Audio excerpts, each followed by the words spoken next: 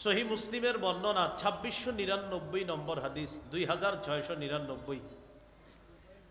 রাসূলুল্লাহ সাল্লাল্লাহু আলাইহি ওয়াসাল্লাম বলেন, আল্লাহু ফি আউনিল আবদি মা কানাল আবদু ফি আউনি আখিহি। রাসূলুল্লাহ সাল্লাল্লাহু আলাইহি ওয়াসাল্লাম বলেন, বান্দা যতক্ষণ তার ভাইয়ের সহযোগিতা করবে ততক্ষণ পর্যন্ত ওই বান্দাকে আল্লাহ সাহায্য করতে থাকেন। যতক্ষণ বান্দা অন্য ভাইয়ের সহযোগিতা করে ততক্ষণ আল্লাহ ওই বান্দার সাহায্য করতে থাকেন। এই গেল আজকের আলোচনার ভূমিকা। মূল আলোচনা এখন আমরা শুনব খুব মনোযোগ দিয়ে। আলোচনার যে ভূমিকা জানলাম, এখান থেকে আজকে আলোচনার একটা শিরোনাম দাঁড়ায়, সেটা হলো মানব সেবা। কি নাম? মানব সেবা। মানব সেবার অনেকগুলা খাত আছে। আপনাদের সামনে মৌলিক 10টি খাতের আলোচনা করব। মানব সেবা। 1 নম্বর, এতিমকে লালন পালন করা। 2 নম্বর, বিধবা নারীর সহায়তা প্রদান করা।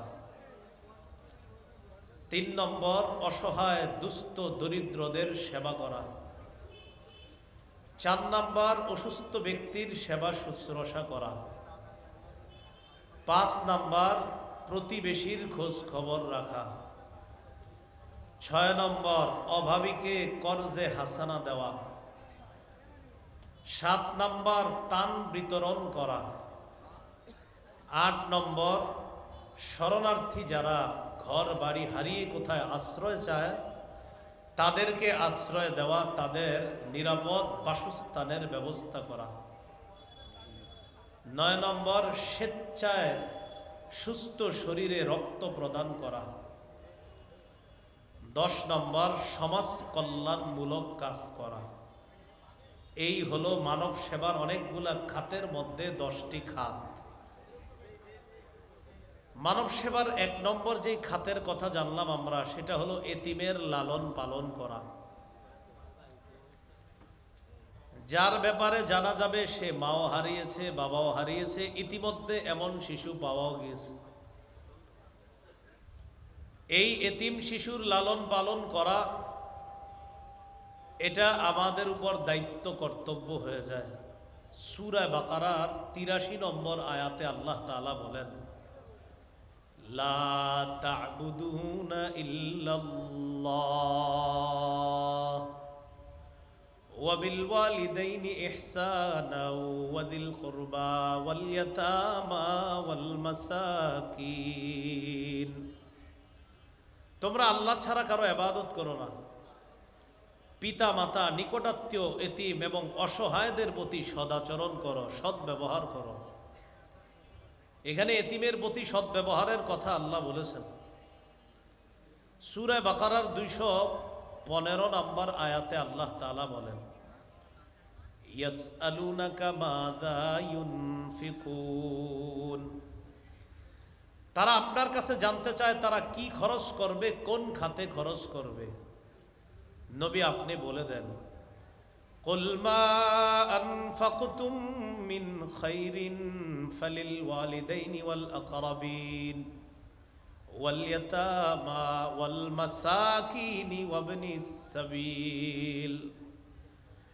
নবী আপনি বলেন তোমাদের খরচের খাত হলো ফালিল ওয়ালিদাইন, পিতামাতা, ওয়াল আকরাবিনা, নিকটাত্মীয়, ওয়াল ইয়াতামা, এতিম, ওয়াল মাসাকিন, নিঃস্ব অসহায় যারা, ওয়াবনিস সাবিল, পথিক মুসাফির সফরে বের হয়ে অভাবগ্রস্ত হয়ে গেলে তাকে সহযোগিতা করা, তার জন্য খরচ করা, এগুলো হলো খরচের খাত।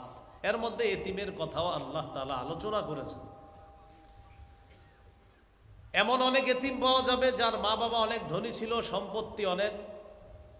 এলাকার কিছু হোমলা চোমলা নেতারা কি করবে, এখন ওই এতিমের দায়িত্ব নিবে, এই নিয়তে ভবিষ্যতে তাকে ছলে বলে কৌশলে ফুসলিয়ে কিভাবে তার সম্পদ আত্মসাৎ করা যায়, এই জাতীয় কিছু ভয়ঙ্কর প্রকৃতির মানুষও এই সুযোগের সদ্ব্যবহার করবে।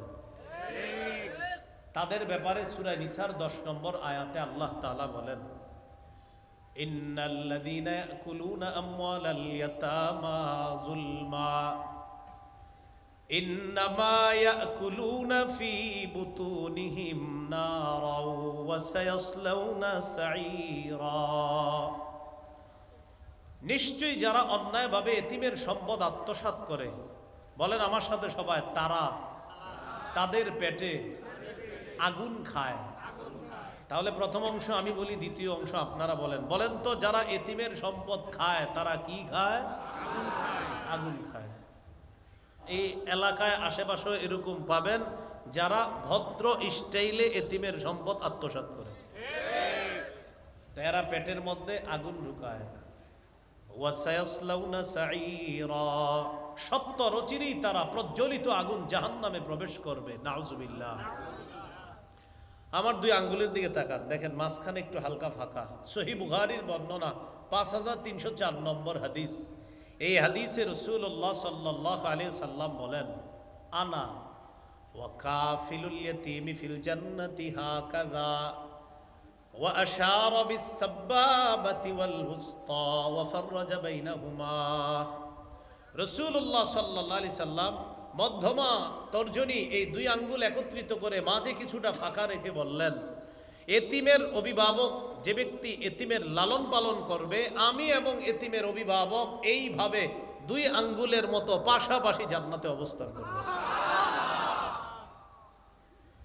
মুসনাদে আহমদ নামে হাদিসের একটা লম্বা কিতাব, বিশাল বড় কিতাব আছে। এই কিতাবের 1905 নম্বর হাদিস। قال رسول الله صلى الله عليه وسلم من ضم يتيما بين أبوين مسلمين حتى يستغني عنه। নবীজি বলেন, কোন মুসলমান এমন কোন এতিম শিশুর যদি লালন পালন করে, যে শিশু তার মুসলিম বাবাকে হারিয়েছে, মুসলিম মাকে হারিয়েছে, অর্থাৎ মুসলিম বাবা মুসলিম মা হারা কোন এতিমকে যদি কেউ লালন পালন করে, কতদিন? হাত্তা ইয়াস্তাগনিয়া আন, যতদিন সে স্বাবলম্বী না হয়, যতদিন সে নিজে নিজে চলতে পারার সক্ষমতা অর্জন না করে, ততদিন পর্যন্ত মুসলিম বাবা মা হারা এতিমকে যদি কেউ লালন পালন করে, ওয়াজাবাত লাহুল জান্নাহ আলবাত্তাতা, এই ব্যক্তির জন্য অবধারিতভাবে জান্নাত ওয়াজিব হয়ে যায়। তাহলে মানব সেবার 1 নম্বর একটা খাত জানলাম, এতিমের লালন পালন করা। আমরা যথাসাধ্য যার যার সামর্থ্য অনুযায়ী এতিমদের পাশে দাঁড়ানোর চেষ্টা করব, আল্লাহ তৌফিক দান করেন। দ্বিতীয় খাত, বিধবাদের সহায়তা প্রদান করা। সহিহ বুখারীর বর্ণনা 5353 নম্বর হাদিস। সহজে মনে রাখার জন্য 5353 কত হয়? 5353, 5353 5353। এই হাদিসে আছে, قال رسول الله صلى الله عليه وسلم الساعي على الأرملة والمسكين كالمجاهد في سبيل الله أو القائم الليل الصائم النهار। নবীজি বলেন, বিধবা কোন নারীকে সহায়তা প্রদান করার জন্য যারা এগিয়ে যায়, আল্লাহর রাস্তায় মুজাহিদ জিহাদ করলে যে সওয়াব, সারা রাত নফল নামাজ পড়লে যে সওয়াব, সারা দিন নফল রোজা রাখলে যে সওয়াব, বিধবা নারীকে সহায়তা প্রদান করলে মুজাহিদ সারা রাত নফল নামাজ আদায়কারী আর সারা দিন নফল রোজা আদায়কারীর সওয়াব আল্লাহ তার আমল নামায় দিয়ে দেয়।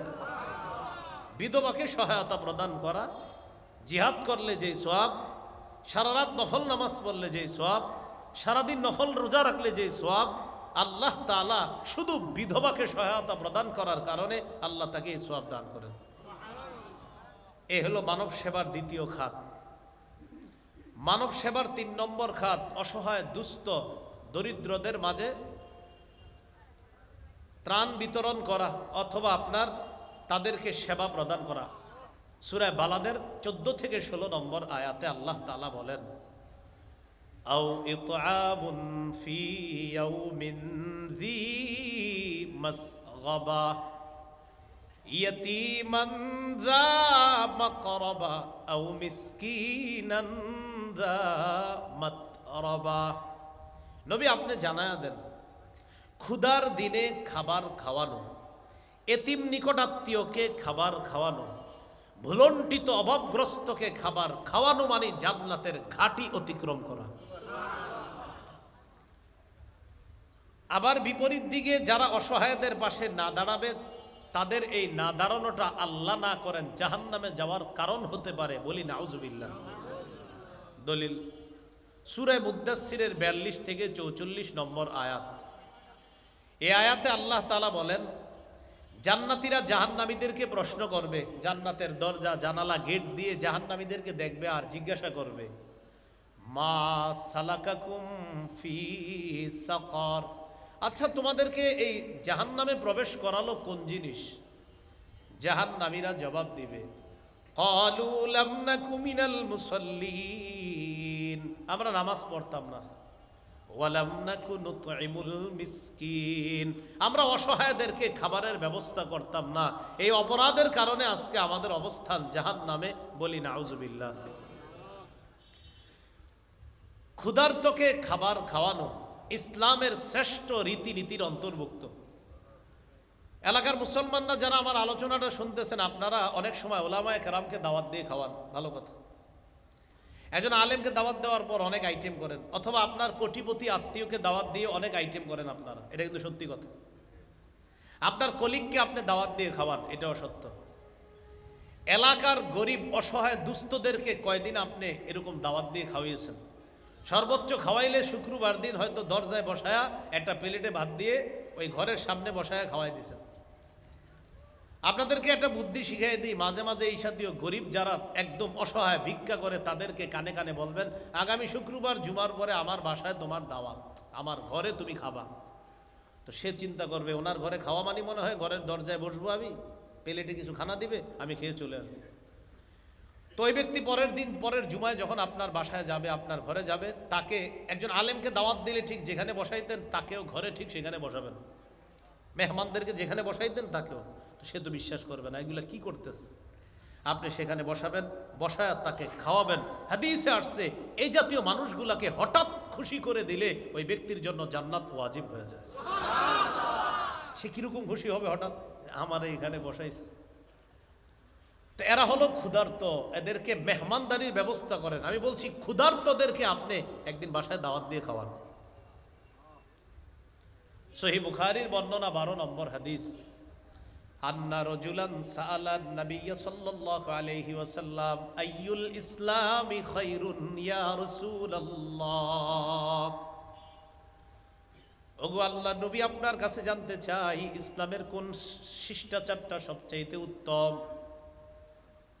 فقال رسول الله صلى الله عليه وسلم تطعم الطعام, নবী জবাব দিলেন ক্ষুধার্তকে খাবার খাওয়ানো এটা ইসলামের শ্রেষ্ঠ রীতিনীতির একটা অংশ। ক্ষুধার্তকে খাবার খাওয়ানো এটা হলো ইসলামের সবচাইতে উত্তম, সবচাইতে একটা সৌন্দর্যতা, যে কোনো ক্ষুধার্ত মানুষকে খাবারের ব্যবস্থা করা। আল্লাহ আমাদের সকলকে এই জাতীয় ক্ষুধার্ত মানুষ যারা, তাদের জন্য যেন আমরা যথাযোগ্যভাবে যে যতটুকু পারি আমরা তাদেরকে যতটুকু আমাদের এবিলিটি আছে আমরা তাদের পাশে দাঁড়াতে পারি। আল্লাহ তৌফিক দান করেন। মানব সেবার 4 নাম্বার খাত, রোগীর সেবা করা। তিরমিজির বর্ণনা 2737 নম্বর হাদিস। এই হাদিসে আছে, قال رسول الله صلى الله عليه وسلم للمؤمن على المؤمن 6 খিসাল। অনুবাদটা একটু বলেন আমার সাথে, বলেন একজন মুসলমানের উপর, একজন মুমিনের উপর অপর মুমিনের জন্য 6টি হক রয়েছে। বলেন তো একজন মুমিনের উপর আরেক মুমিনের জন্য কয়টি হক? আচ্ছা, আমাদের উপর অন্য মুমিনের জন্য কয়টি হক? ছয়টি হক। তো নবীজি বলেন ইয়াউদুহু ইযা মারিদা, মুমিন অসুস্থ হলে তাকে দেখতে যাওয়া, মুমিন অসুস্থ হলে তাকে দেখতে যাওয়া, এটা একটা হক। 2 নম্বর ওয়াশহাদুহু ইযা মাতা, মুমিন যখন মারা যায় তার কাফন দাফনে অংশগ্রহণ করা। 3 নম্বর ওয়ায়ুজিবুহু ইযা দাআ, মুমিন যখন দাওয়াত দেয় তার দাওয়াত গ্রহণ করা, ওজর না থাকলে তার দাওয়াত গ্রহণ করা। ওজর না থাকলে, অনেক সময় ওজর থাকে এই জন্য দাওয়াত গ্রহণ করে না। যেমন আমি বাংলাদেশের কোথাও দাওয়াত গ্রহণ করতে পারি না ওজরের কারণে, এই জন্য বাসা থেকে খানা নিয়ে আসি, ওই খানায় আমার খেতে হয়, ওজর আছে আমার। তো 3 নাম্বার ওয়ায়ুজিবুহু ইযা দাআ, কোন মুমিন দাওয়াত দিলে ওজর না থাকলে তার দাওয়াত গ্রহণ করা। 4 নাম্বার ওয়ায়ুসাল্লিমু আলাইহি ইযা লাকিয়া, কোন মুসলমানের সাথে সাক্ষাৎ হলে তাকে সালাম দেওয়া। আমার সাথে সবাই বলেন আমরা সালামের অপেক্ষায় থাকবো না, আমরাই প্রথমে সালাম দিব। তাহলে সালামের অপেক্ষা থাকবো না প্রথম সালাম দিব? বলেন কেন না? যে প্রথম সালাম দেয় সে অহংকার থেকে মুক্ত হয়ে যায়। قال رسول الله صلى الله عليه وسلم البادي بالسلام بريء من الكبر, রাসূলুল্লাহ সাল্লাল্লাহু আলাইহি সাল্লাম বলেন যে ব্যক্তি প্রথমে সালাম দেয় সে অহংকার থেকে মুক্ত হয়ে যায়। অনেক মানুষ আছে কেমন, এরা অপেক্ষায় থাকে সালামের, পরে মাদ্রাসার মোতায়েম সাহেবের কাছে বিচার দেয়। হরিশপুর হোগলাডাঙ্গা মাদ্রাসার মোতায়েম সাহেবের কাছে, হুজুর আপনার মাদ্রাসার ছোট ছোট ছেলেগুলো না সালাম দেয় না, বিচার দেয়। এটা বাচ্চা, বয়স 6-7, তো এই বাচ্চার ব্যাপারে বিচার দিছে মোতায়েম সাহেবের কাছে যে সালাম দেয় না। তো মোতায়েম সাহেব বুদ্ধি করে বলে কয়দিন দেয় নাই, এরকম 7-8 দিন দেয় না, তো আপনি একদিন দিছেননি। আমি ছোট মানুষ, এরা সালাম দিব না? তো মোতায়েম সাহেব জিজ্ঞাসা করলেন সালাম দেয় না এরকম কি কি ঘটনা ঘটছে 2-1টা শোনান। তো শোনাইছে একদিন আপনার ছাত্র মসজিদের সামনে বসা, আমি যাইতেছি, ও আমার সালাম দেয় নাই। মোতায়েম সাহেব বললেন হাদিসে আসছে যে হাঁটে সে বসা ব্যক্তিকে সালাম দেবে, আমার ছাত্র তো বসা ছিল, আপনি হাঁটতেছিলেন, সালাম দিলেন না কেন? এই জন্য মুরব্বী যারা আছেন মাথায় রাখবেন, বাচ্চাকে আপনি সালাম দেন একদিন, ও আপনারা সালাম দিবে 10 দিন। সালাম দেন, আমরা শুধু সালামের অপেক্ষা করি যে না আমি অপেক্ষা আছি কিসের? সালামের। তাহলে সালামের অপেক্ষায় থাকা অহংকার মুক্ত হওয়া না সালাম দেওয়া অহংকার মুক্ত হওয়া? আল্লাহ আমাদেরকে প্রথমে আমরা যেন সালাম দিতে পারি, আল্লাহ তৌফিক দান করেন। এই গেল 4 নাম্বার। 5 নাম্বার ওয়ায়ুশাম্মিতুহু ইযা আতাসা, কোন মুসলমান হাঁচি দিলে হাঁচি দেওয়ার পর যদি তিনি বলবে আলহামদুলিল্লাহ আর আপনি জবাবে বলবেন ইয়ারহামুকাল্লাহ, কোন মুসলমান হাঁচি দিলে তিনি বলবে আলহামদুলিল্লাহ আর যিনি শুনবে তিনি বলবে ইয়ারহামুকাল্লাহ। 6 নাম্বার ওয়ায়ানসাহু লাহু ইযা গাবা আও শাহিদা, কোন মুসলমান আমার সামনে থাক অথবা আমার সামনে না থাক ওই মুসলমানের সদা সর্বদা কল্যাণ কামনা করা। আমার সামনে মুসলমান আছে তার কল্যাণ কামনা করা, আমার সামনে নাই তাও কল্যাণ কামনা করা। সামনাসামনি চা পান করাইলাম আর আড়ালে শত্রুতা করলাম, আল্লাহ নবী বলেন এটা হিংসার কারণ। সামনাসামনি চা খাওয়ায়, আড়ালে গেলে শত্রুতা, এটা হিংসার কারণ। কিসের কারণ বলেন তো? এই কথাও আছে তো, সহিহ মুসলিমের বর্ণনা আছে। ক্বালা রাসূলুল্লাহি সাল্লাল্লাহু আলাইহি ওয়াসাল্লাম লা তাহাসাদু, তোমরা পরস্পর হিংসা করো না। ওয়ালা তানাজাসু, পরস্পর বিদ্বেষ পোষণ করো না। ওয়ালা তাবাগাদু, পরস্পর ভিতরে তোমরা একজন আরেকজনের মধ্যে রাগ রাখবা না। ওয়ালা তাদাবারু, একজন আরেকজনের ক্ষতি করার জন্য আড়ালে শত্রুতা করবা না। আড়ালে, ওয়ালা তাদাবারু, আড়ালে শত্রুতা করবা না। তাহলে আড়ালে শত্রুতা করা এটা খারাপ জিনিস। সামনাসামনি চা খাওয়ায়, মোগলাই খাওয়ায়, পিছনে গেলে কয় মার, এটা ঠিক না। রাসূলুল্লাহ সাল্লাল্লাহু আলাইহি সাল্লাম বলেন 6 নাম্বার হক, আমার সামনে আমার মুমিন ভাই আছে অথবা আমার সামনে আমার মুমিন ভাই নাই, আমি তার কল্যাণ কামনা করা এটা আমার উপর দায়িত্ব, কর্তব্য। আল্লাহ আমাদের সকলকে অসুস্থ ব্যক্তির সেবা যেন আমরা যে কোনোভাবে, আমাদের আশেপাশেও যদি কেউ অসুস্থ হয় তাদেরও যেন সেবা করতে পারি, আল্লাহ তৌফিক দান করেন। তো এই জায়গায় আলোচনা হলো অসুস্থ ব্যক্তির সেবা নিশ্চিত করা। সহিহ বুখারীর একটা বর্ণনা শুনি আমরা। 5373 নম্বর হাদিস। قال رسول الله صلى الله عليه وسلم اطعموا الجائع وعودوا المريض। অসুস্থ ব্যক্তির সেবা করো, অসুস্থ ব্যক্তিকে দেখতে যাও। অফুকুল আনিয়া, নিরপরাধ মানুষকে জেলখানা থেকে ছুটানোর ব্যবস্থা করো। কটা হুকুম করছে? তিনটা। এক নাম্বার আতইমুল জাইআ, ক্ষুধার্ত ব্যক্তিকে খাওয়াও। দুই নম্বর ওয়াউদুল মারিদ, অসুস্থ ব্যক্তিকে সেবা শুশ্রূষা করো। তিন নম্বর অফুকুল আনিয়া, যারা নিরপরাধ তাদেরকে জেলখানা থেকে ছুটানোর ব্যবস্থা করো। জেলখানায় এমন নিরপরাধ মানুষ পাবেন, উনি 12, 13, 14, 15 বছর জেলখানায় আছে। ওনারা জিজ্ঞাসা করবেন আপনি কেন? উনি বলবে আমি জানি না আমি কেন। উনি কি বলবে? আমি জানি না আমি কেন। ওই ইস্যুকে কেন্দ্র করে হয়তো জেলে গেছে। এক ইস্যু ঢাকার জন্য আরেক ইস্যু তৈরি হয়েছে হয়তো কোনো কারণে, আর ঘটনাচক্রে ওই ইস্যুর ভিতরে ওই বেচারা পড়ে গেছে, বাস জেলখানা আছে। এরকম এই বেচারা অনেক দিন ধরে আস নিরপরাধ, এদেরকে ছুটানোর ব্যবস্থা করা। তো এই হাদিসে আসছে উদুল মারিদ, অসুস্থ ব্যক্তির সেবা শুশ্রূষা করা। এটা রাসূলুল্লাহ সাল্লাল্লাহু আলাইহি সাল্লামের হুকুম। আমরা নবীর এই আদেশটা সবাই পালন করার চেষ্টা করব, আল্লাহ তৌফিক দান করেন। সহিহ মুসলিমের একটা হাদিস শুনি, 2568 নম্বর হাদিস। এই হাদিসের মধ্যে আছে قال رسول الله صلى الله عليه وسلم من عاد مريضا لم يزل في خرفة الجنة حتى يرجع।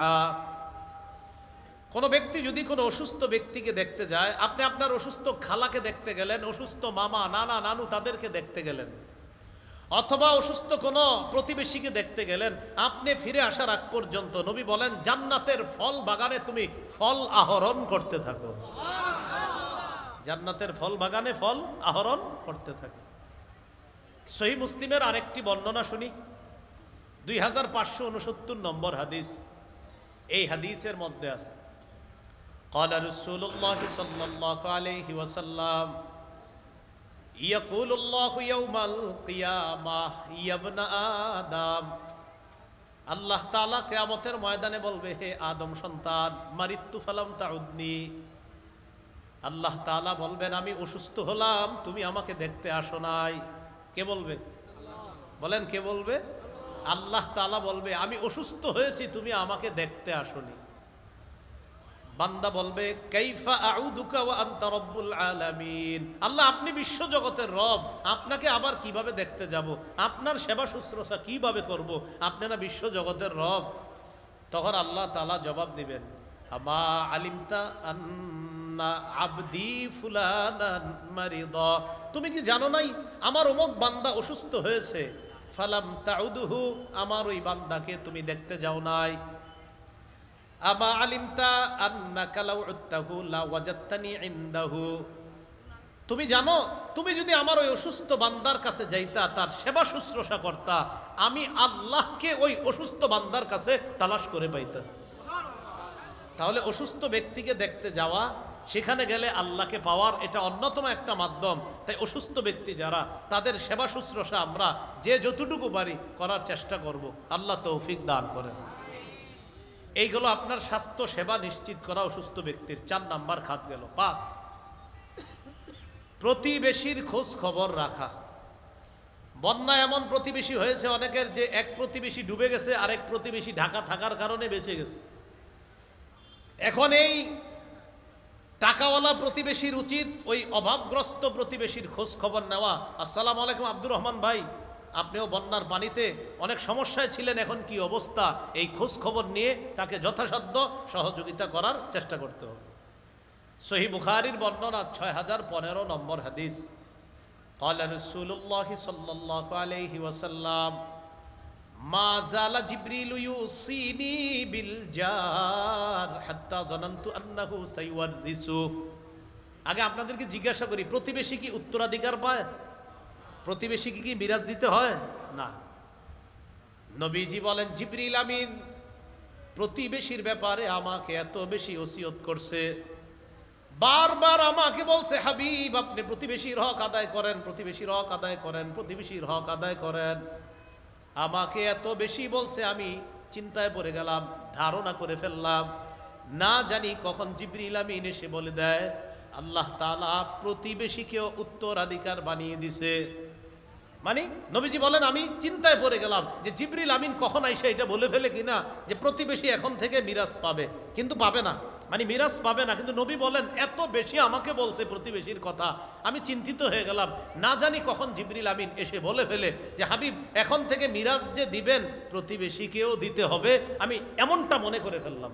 তাহলে কতটা গুরুত্ব! আল্লাহ আমাদেরকে প্রতিবেশীর হক আদায় করার তৌফিক দান করেন। প্রতিবেশীর হক কি? আপনি একটা বড় বিল্ডিং বানাবেন 6 তালা, প্রতিবেশীর বিল্ডিং হলো 1 তালা, আপনি বিল্ডিং বানাবেন 2 তালা। 2 তালা বিল্ডিং বানানোর কারণে তার দক্ষিণা বাতাস বন্ধ হয়ে যাবে। আপনি এই 2 তালা বিল্ডিং করার আগে পাশের প্রতিবেশীর সাথে পরামর্শ করবেন আর বলবেন নবী হাদিসের মধ্যে বলছে বড় বিল্ডিং বানায় বাতাস বন্ধ করেও প্রতিবেশীকে কষ্ট দেওয়া যাবে না। ভাইজান আমি তো 2টা ছেলে আমার, আমি 2 তালা বাড়ি না বানাইলে থাকতে পারতেছি না, এখন আপনার অনুমতি নেওয়া প্রয়োজন, আপনি মেহেরবানি করে অনুমতি দিলে আমি বাড়িটা বানাইতে পারি, অন্যথায় কিন্তু কিছু করার নাই। কারণ আমি যদি 1 তালা বাড়িতে থাকি আমার 2টা সন্তান নিয়ে থাকা কষ্ট হয়ে যায়, এজন্য 2 তালা করলে ভালো হয়। আপনি কি বলেন ভাই? তো উনি তো আশ্চর্য হয়ে যাবে, আরে কি বলেন, আপনার বাড়ি আপনি করবেন, এগুলো আবার অনুমতি লাগে নাকি? তখন আপনি বলবেন যদিও অনুমতি লাগে না, আপনি বললেন আমি বাড়ি করব আমার টাকা দিয়ে, কিন্তু নবীজি বলছেন প্রতিবেশীর পাশে বড় বাড়ি করে তার বাতাসও বন্ধ করা যাবে না, আমি 2 তালা করলে আপনার তো বাতাস বন্ধ হবে, এজন্য আপনার কাছে আসছি, মেহেরবানি করে অনুমতি দেন। আশাবাদী ওই প্রতিবেশী অনুমতি দিবে, মোয়ানাকা করবে, খোলাখুলি করবে, আপনার জন্য দোয়াও করবে, ভাই আপনি বাড়ি বানান। তা আমি বলছিলাম আপনি অন্তত এতটুকু বলে নেবেন, কারণ নবীজি বলছে তুমি বাড়ি বানাবা আর আমার পাশের উম্মত কষ্ট পাবে, আমি নবী তোমাকে এই অধিকার দিচ্ছি না। রাসূলুল্লাহ সাল্লাল্লাহু আলাইহি সাল্লাম আরো আরেকটু বাড়িয়ে বলতেছেন তুমি যদি ফল নিয়ে তোমার বাসায় আসো, ফল নিয়ে তোমার ঘরে ঢোকার সময় প্রতিবেশীর বাচ্চা তোমার ফল দেখলো, দেখার পর এখন তুমি বাসায় নিয়ে ফল দিলা তোমার বাচ্চাকে, দেখবেন সাধারণত আপেলের কোয়া অথবা কমলার একটা কোয়া যদি বাচ্চাকে দেন, বাচ্চাদের স্বভাব হলো দৌড়ে এটা নিয়ে বাইরে চলে যায়। নবীজি বলেন তোমার বাচ্চা ফল খাবে, বাহিরে গিয়ে আর প্রতিবেশীর বাচ্চা তোমার বাচ্চার হাতে ফলটা দেখবে আর তার বাচ্চা কষ্ট পাবে, আর বাবাকে গিয়ে বলবে আব্বা ওর আব্বু ফল আনছে তুমি তো আনো নাই, আমি নবী তোমাকে এই অধিকার দিচ্ছি না আমার কোনো প্রতিবেশীর ছোট্ট বাচ্চাকে কষ্ট দেওয়ার। তাহলে কি করা যাবে? নবীজি বলেন তোমার যদি ফল খাইতে হয় এমনভাবে বাসায় ঢুকাও যেন বাহিরের মানুষগুলা না দেখ, এইভাবে নাও। আর যদি বলো না আমি কাঁঠাল না সবাইরে দেখায় নিব, নবীজি বলেন তাহলে সবাইরে দেওয়ার ব্যবস্থা করো। আর একটা হাদিসে আসছে নবীজি বলেন গোস্ত যখন রান্না ঝোল বাড়ায় রান্না। সাহাবীরা বললেন ঝোল বাড়াবো কেন? নবীজি বললেন গোস্ত রানলে গ্রান যায়, গ্রানে প্রতিবেশীর খাইতে মন চায়। তো আমার কোনো প্রতিবেশী উম্মত, তোমার প্রতিবেশী উম্মত, সেই উম্মত কষ্ট পাবে তোমার গোস্তের ঝোলের গ্রানে, আমি নবী তোমাকে এই অধিকার দিচ্ছি না। তাই যদি পারো আমার ওই উম্মতকে তুমি গোস্ত দিতে না পারলেও ঝোল দাও, অন্তত ঝোল দিও ভাত খাওয়া যায়, রুটি খাওয়া যায়। যদি বলো না আমি গোস্ত দিব না, তো এমনভাবে গোস্ত ইলিশ মাছ রান্না করো যেন এটার গ্রান বাহিরে না যায়। এটা প্রতিবেশীর হক, দায়িত্ব, কর্তব্য। আল্লাহ কথাগুলা বুঝে শুনে আমল করার তৌফিক দান করেন।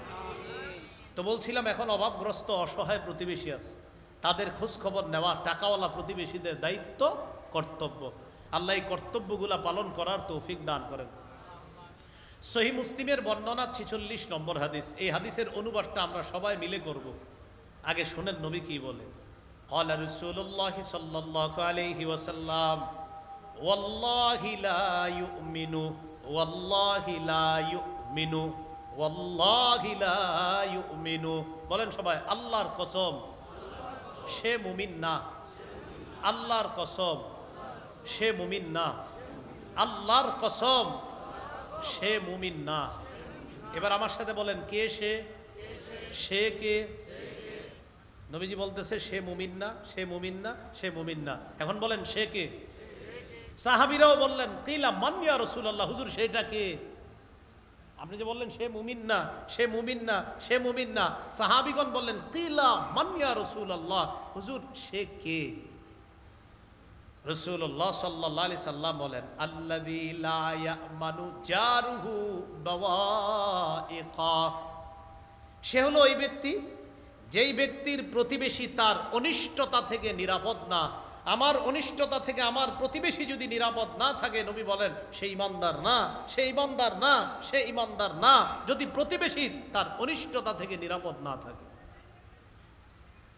as-সিলসিলাতুস সহিহা হাদিসের একটা কিতাব আছে, এই কিতাবের 146 149 নম্বর হাদিস। ক্বালা রাসূলুল্লাহ সাল্লাল্লাহু আলাইহি ওয়াসাল্লাম লাইসাল মুমিনুল্লাযী ইয়াশবাউ ওয়া জারুহু জাইউন ইলা জামবিহি। আল্লাহ নবী বলেন ওই ব্যক্তি ঈমানদার না যেই ব্যক্তি উদর পূর্ণ করে খায়, পেট ভরে খায়, তার প্রতিবেশী ক্ষুধার্ত থাকে। নবী বলেন তুমি পেট পূর্ণ করে খালা, তুমি উদর পূর্ণ করে খাও, আর তোমার পাশে আমার প্রতিবেশী উম্মত কষ্ট পায়। আল্লাহ নবী বলেন লাইসাল মুমিন, তুমি ঈমানদার না, তুমি ঈমানদার না, সে ঈমানদার না যে উদর পূর্ণ করে খায়, পেট ভরে খায়, অথচ তার পাশের প্রতিবেশী ক্ষুধার্ত থাকে। নবীজি বলেন তুমি কেমন ঈমানদার বলো, তুমিও আমার উম্মত, তোমার প্রতিবেশী মানুষটাও আমার উম্মত, আরে আমার উম্মত ক্ষুধার্ত থাকবে আর তুমি খাবা, না না না না, তুমি ঈমানদার হতে পারো না। প্রতিবেশীর হক আদায় করার তৌফিক দান করেন। বলছিলাম মানব সেবার 5 নম্বর খাত এটা। মানব সেবার 6 নম্বর খাত কর্জে হাসানা দেওয়া। কি দেওয়া ভাই? এই বন্যার কারণে কোটিপতি একদম টাকা হারা হয়ে গেছে। গতকালকে জানলাম ফেনীর একজন 8 কোটি টাকার মাছের ঘের শেষ, একদম 8 কোটি টাকা উনি শেষ, কানতে কানতে বলতেছে। তো আমরা তো মাত্র একজনেরটা জানলাম, আরো কত মানুষ আছে তার দোকানে আপনার মুদি মালামাল ছিল হাজার হাজার লাখ লাখ টাকার, সব শেষ হয়ে গেছে। আপনারা জানেন মুদি মালামাল থাকারই কথা না, সব শেষ। এখন কর্তব্য হলো এই ব্যক্তিদের পাশে সামর্থ্যবানরা দাঁড়ানো অর্থ একটা হলো সহায়তা প্রদান, আর একটা কর্জে হাসানা দেওয়া। এইভাবে যে তুমি তো ভালো ব্যবসায়ী আমি জানি, তো তুমি কর্জে হাসানা কিছু দিলাম, যেদিন ঘুরে দাঁড়াতে পারবা সেদিন আমার টাকাটা পরিশোধ করে দিলে হবে, এইভাবে কর্জে হাসানা দেওয়া।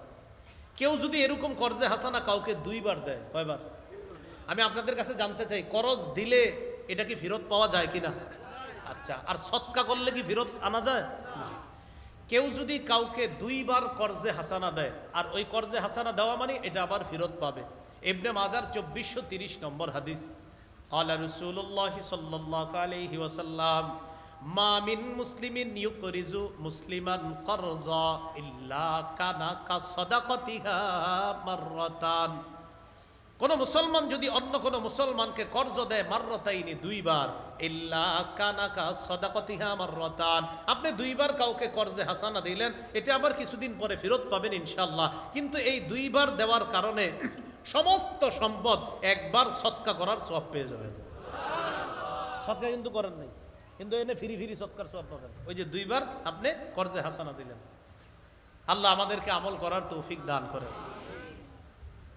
7 নাম্বার খাত ত্রাণ বিতরণ করা। যিনি আসলে এই 1 সপ্তাহ আগেও তিনি সাহায্য নেওয়ার মতো উপযুক্ত ছিল না, আবার আমরা এই জায়গায় একটা ভুল করি, তাদের ছবি উঠেই, এইটা একটা খারাপ। এমন মানুষ আছে যিনি আপনার ওই চাল ডাল নেওয়ার মতো মানুষ ছিলেন না, আপনি তার ছবি উঠাইতেছেন, কাজটা ঠিক হচ্ছে না। এই জন্য একটা অসুস্থ প্রতিযোগিতা না করা। ছবি যতটুকু তোলা ঠিক আছে, এতটুকু প্রচারণার জন্য যতটুকু যথেষ্ট তোলা, কিন্তু আপনি ইচ্ছা মতো সবার ছবি তুলতেছেন, দেখবেন অনেক মানুষ লজ্জায় মাথাটা নিচের দিকে দিয়ে রাখে। তো এটা না করা, চেষ্টা করা এইভাবে। আপনার যদি এইভাবে লেখা যে হাদিয়া সামগ্রী বিতরণ, এইভাবে আমরা তাদের পাশে সহযোগিতা করার চেষ্টা করব। সহিহ মুসলিমের বর্ণনা 2699 নম্বর হাদিস। ক্বালা রাসূলুল্লাহ সাল্লাল্লাহু আলাইহি ওয়াসাল্লাম মান নাফাসা আন মুমিনিন কুরবাতাম মিন কুরাবিদ দুনিয়া। রাসূলুল্লাহ সাল্লাল্লাহু আলাইহি সাল্লাম বলেন, কোন মুমিন যদি অন্য কোন মুমিনের দুনিয়াবি একটা পেরেশানি দূর করে, নাফাসাল্লাহু আনহু কুরবাতাম মিন কুরাবি ইয়াউমিল কিয়ামাহ, কিয়ামতের ময়দানে আল্লাহ তার কঠিন একটা পেরেশানি দূর করে দিবেন। একজন মুমিনের একটা পেরেশানি দূর করলে কিয়ামতের ময়দানে আল্লাহ তার কঠিন পেরেশানি দূর করে দিবেন। আবু দাউদের বর্ণনা 4946 নম্বর হাদিস। ক্বালা রাসূলুল্লাহ সাল্লাল্লাহু আলাইহি ওয়াসাল্লাম মান ইয়াসসারা আলা মু'সিরিন ইয়াসসারাহুল্লাহু আলাইহি। কেউ যদি কোনো অভাবগ্রস্তের পাশে দাঁড়ায়, তার সহযোগিতা করে, তার এই অভাব অবস্থা থেকে তাকে তুলে নেওয়ার চেষ্টা করে, এই কঠিন পরিস্থিতি থেকে তাকে ঘুরে দাঁড়ানোর ব্যবস্থা করে দেয়, আল্লাহ তাআলা কিয়ামতের ময়দানে তার কঠিন কঠিন মুহূর্তগুলো আল্লাহ সহজ করে দিবেন। এগুলো 7 নাম্বার খাত, দান বিতরণ করা। 8 নাম্বার শরণার্থীদেরকে আশ্রয় দেওয়া। মাশাআল্লাহ, মসজিদ মাদ্রাসায় এখন হিন্দুরাও আশ্রয় নিছে, অন্য ধর্মের মানুষগুলোও আশ্রয় নিছে। এই জন্য এই বিষয়টা কেন্দ্র করে আপনারা একটু লেখালেখি চালান যে ইসলাম এমন এক ধর্ম, যেই ধর্ম কোনো দেশে যদি কায়েম হয়ে যায়, ওই দেশে মুসলমান সহ সমস্ত ধর্মের মানুষগুলোর জন্য শান্তি নিরাপত্তা নিশ্চিত হয়ে যায়। কোন ধর্ম কায়েম হলে বলেন তো? ইসলাম ধর্ম। আল্লাহর কাছে সবাই দৈনিক অন্তত 2 রাকাত নফল নামাজ অতিরিক্ত পড়ে দোয়া করবেন, আল্লাহ মরার আগে যেন বাংলাদেশে ইসলামী হুকুমত দেখে যেতে পারি। করবেন নি দোয়া? অতিরিক্ত 2 রাকাত নামাজ এই নিয়তে পড়বেন।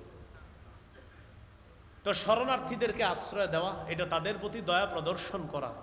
আবু দাউদের বর্ণনা 4941 নম্বর হাদিস। قال رسول الله صلى الله عليه وسلم ارحموا من في الأرض يرحمكم من في السماء। রাসূলুল্লাহ সাল্লাল্লাহু আলাইহি সাল্লাম বলেন, তোমরা জমিনবাসীর প্রতি দয়া করো, আসমান ওয়ালা তোমাদের প্রতি দয়া করবেন। সহিহ বুখারীর বর্ণনা 7273 নম্বর হাদিস, 7273 7273। قال رسول الله صلى الله عليه وسلم لا يرحم الله من لا يرحم الناس।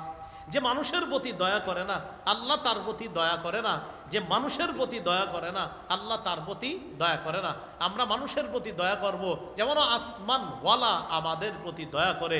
আল্লাহর রহমতের চাদরে আমরা সবাই যেন আবদ্ধ হয়ে যেতে পারি, আল্লাহ তৌফিক দান করেন। মানব সেবার 9 নম্বর খাত, রক্ত দান করা স্বেচ্ছায়। মুফতি সাহেবদের ফতুয়া হলো, শরীরের অঙ্গ প্রত্যঙ্গ দেওয়া যাবে না, তবে রক্ত দেওয়া যাবে। কি দেওয়া যাবে বলেন তো? রক্ত প্রয়োজনে দেওয়া যাবে। আপনার সুস্থ শরীরের রক্তে যদি অন্য কোনো মানুষের প্রাণ বেঁচে যায়, এটা দেওয়া মুফতি সাহেবগণ জায়েজ বলেছেন। সূরা মাইদার 32 নম্বর আয়াতে আল্লাহ তাআলা বলেন, ওয়ামান আহইয়াহা ফাকান্নামা আহইয়ান নাসা জামিআ। কেউ যদি একটা প্রাণ রক্ষা করে, একটা প্রাণ বাঁচায়, সারা দুনিয়ার মানুষ বাঁচানোর সওয়াব পাবে।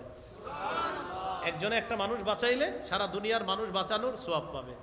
আর কেউ যদি একটা মানুষকে অন্যায়ভাবে হত্যা করে, ফাকা আন্নামা কাতালান নাসা জামিআ, সে কেমন যেন সারা দুনিয়ার সবাইকে হত্যা করল। কয়জনকে হত্যা করলে? জোরে বলেন। এই দিকের মানুষ তো এই জন্য এটা বলতে ভয় পান মনে একটু, না? আসতে বলেন। কেন? হত্যা অপরাধ না? হ্যাঁ, হত্যা নিয়ে লম্বা বয়ান আসবে, অতীতেও করছি হত্যা নিয়ে বয়ান। এবারে যেটা আসবে বয়ানটা, এটা হবে আজীব গরিব বয়ান, হত্যা নিয়ে। অন্যায়ভাবে কাউকে হত্যা করা সমস্ত মানুষকে হত্যা করার শামিল। জালেমকে জালেম বলা শিখেন, জুলুমকে জুলুম বলা শিখেন, অন্যায়কে অন্যায় বলা শিখেন। আল্লাহর কসম, আপনার পরবর্তী প্রজন্ম শান্তিতে থাকবে। মাথায় রাখবেন। আর যদি চুপচাপ থাকে, না না না না না না, আমি খালি পাইতাম, মাসে মাসে পাইতাম পাইতাম, এই জন্য আমি চুপ থাকবো, পরবর্তী প্রজন্ম বিপদে পড়বে। মাথায় রেখে স্বেচ্ছায় রক্তদান করা। বললাম, স্বেচ্ছায় রক্ত দিলে কোনো মানুষের প্রাণ যদি বেঁচে যায়, সারা পৃথিবীর মানুষকে বাঁচানোর সওয়াব পাওয়া যাবে। এই স্বেচ্ছায় রক্তদানে আমরা অংশগ্রহণ করার চেষ্টা করব ইনশাআল্লাহ। 10 নম্বর, সমাজ কল্যাণমূলক কাজ করা। সমাজ কল্যাণমূলক কাজ 2 ভাবে হয়, এককভাবে, সাংগঠনিকভাবে। তবে বন্যা কবলিত মানুষের জন্য যদি আপনারা কাজ করেন, এককভাবে না করে সাংগঠনিকভাবে করাটা, এটাই বেশি বেটার, এটাই ভালো। সাংগঠনিকভাবে করলে এটা ভালো হয়। তো সাংগঠনিকভাবে করার সবচেয়ে বড় দৃষ্টান্ত আমাদের নবীজি সাল্লাল্লাহু আলাইহি সাল্লামের প্রতিষ্ঠিত হিলফুল ফুজুল সংগঠন, যে সংগঠনের মাধ্যমে রাসূলুল্লাহ সাল্লাল্লাহু আলাইহি সাল্লাম অসহায়, দুস্থ, এতিম, অনাথ সহ বিধবা যাদের পাশে নবীজি দাঁড়াতেন, এই কাজগুলো আল্লাহ রসুল পৃথিবীবাসীর জন্য শিক্ষা রেখে গিয়েছেন। এই 10টা খাত মানব সেবার আলোচনা করলাম।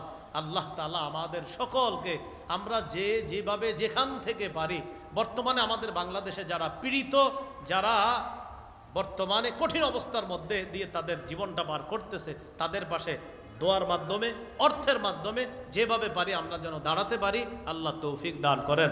আরেকটা শেষ আবদার আপনাদের কাছে, সেটা হলো আল্লাহর কাছে সবাই দোয়া করবেন, আল্লাহ যেন এই প্রত্যেকে এটা বলবেন, আল্লাহ আমার মৃত্যুর আগে এদেশে ইসলামী হুকুমত যেন দেখে যেতে পারি। হ্যাঁ, এই দোয়াটা আল্লাহর কাছে করবেন যে আল্লাহ কোর্টে কোরআনের আইন চলবে, এটা যেন আমরা দেখতে পারি, সংসদে কোরআন চলবে, এটা যেন আমরা দেখতে পারি।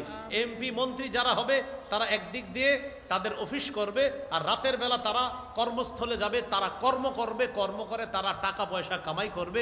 এই জাতীয় এমপি মন্ত্রী যেন আল্লাহ তৈরি করে দেয়। বুঝে আসেনি? তাদের ব্যবসা বাণিজ্য থাকবে, তাদের আলাদা কাজ থাকবে, এর মাধ্যমে তারা টাকা উপার্জন করবে। এই জন্য বিষয়গুলো খুব কষ্ট করে মেনে নেওয়া, কারণ এত আপনার বেতন হলো 25,000 কিন্তু মান্থলি ইনকাম 5 লাখ। কথার কথা আর কি আপনার বললাম। তো আপনার যদি এরকম অবস্থা হয় যে বেতন আপনার 25,000 কিন্তু মাস শেষে 5 লাখ আসতেছে, ছেলে অস্ট্রেলিয়া, মেয়ে ইতালি, তো এখন আপনি হঠাৎ আনফরচুনেটলি পকেটে আর টাকা আসতেছে না, এটা কিন্তু একটা টেনশনের ব্যাপার। তো এই জন্য এই বিষয়গুলো অনেকে মেনে নিতে পারতেছে না। যাই হোক, আমরা সবাই এই কথাগুলা গুরুত্ব সহকারে অনুধাবন করে আমরা যেন সবাই দোয়া করব, আল্লাহ তাআলা যেন এই দেশের মানুষকে সমস্ত বিপদ আপদ থেকে হেফাজত করে।